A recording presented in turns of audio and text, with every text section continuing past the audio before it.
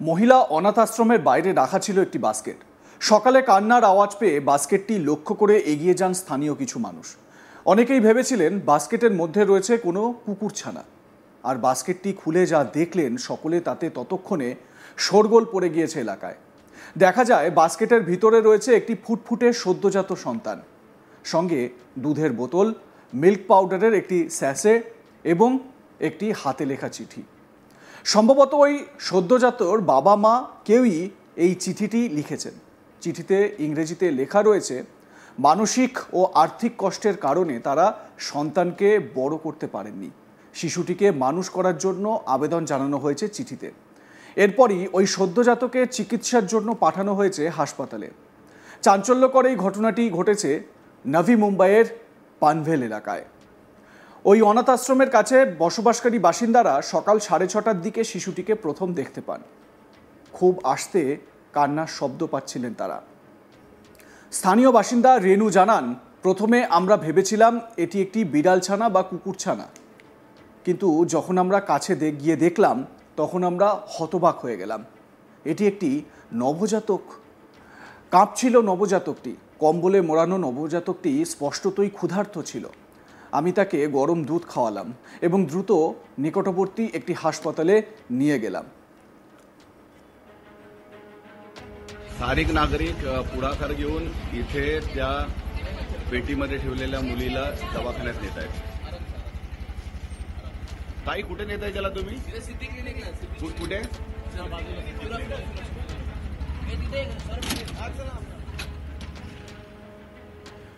এলাকায় কর্তব্যরত একজন নিকাশি কর্মী অভিজিৎ বাভার বলেন, তিনি একটি ছোট ভিড় জড়ো হতে দেখে এগিয়ে যান সেখানে।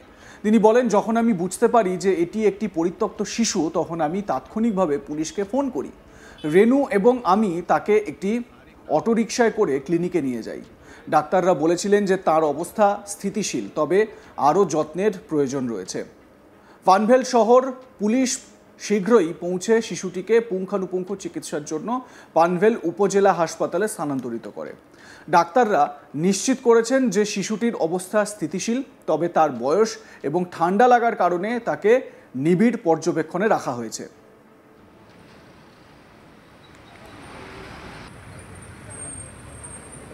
विक्रम चाहे जितना भी फड़फड़ा ले, ढूंढ नहीं पाएगा। Dad, please don't do this. Ladies and gentlemen, we are experiencing some turbulence. Sir, Please sir, ये फड़फड़ा रहा है सर।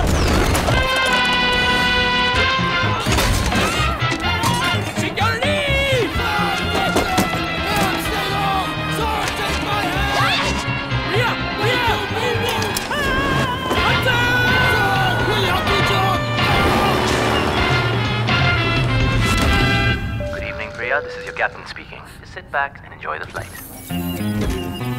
विक्रम, कैसा लगा मेरा स्टंट? एक हिंट तो देते।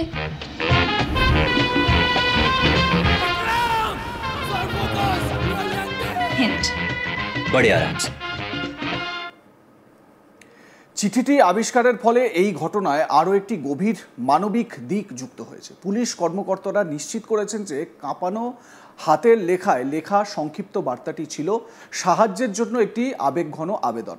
নবজাতকের অভিভাবকদের লেখা চিঠিতে জানানো হয়েছে, মানসিক ও আর্থিক কষ্টের কারণে তারা সন্তানকে বড় করতে পারেননি।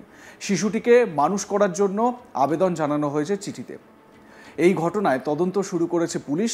ভারতীয় ন্যায় সংহিতা বা বিএনএস এবং কিশোর বিচার আইনের প্রাসঙ্গিক ধারায় মামলা দায়ের করা হয়েছে। Senior police inspector Nitin Thackeray বলেছেন যে শিশুটির আসল বাবা মাকে শনাক্ত করার চেষ্টা চলছে। তিনি আরও বলেন, আমরা কাছাকাছি ভবনগুলির সিসিটিভি ফুটেজ পরীক্ষা করছি এবং বাসিন্দাদের সঙ্গে কথা বলছি যারা হয়তো কাউকে ঝুড়ি ছেড়ে দিয়ে যেতে দেখেছে। এমন পরিস্থিতিতে শিশুটিকে পরিত্যাগ করা কেবল বেআইনি নয়, অত্যন্ত বিপজ্জনকও। যদিও ইতিমধ্যেই একটি সিসিটিভি ফুটেজ উদ্ধার হয়েছে, যাতে দেখা যাচ্ছে বোরখা পরা একজন রাতের অন্ধকারে ওই বাস্কেটটি নিয়ে এসে ফুটপাতের উপর রেখে চলে গেল।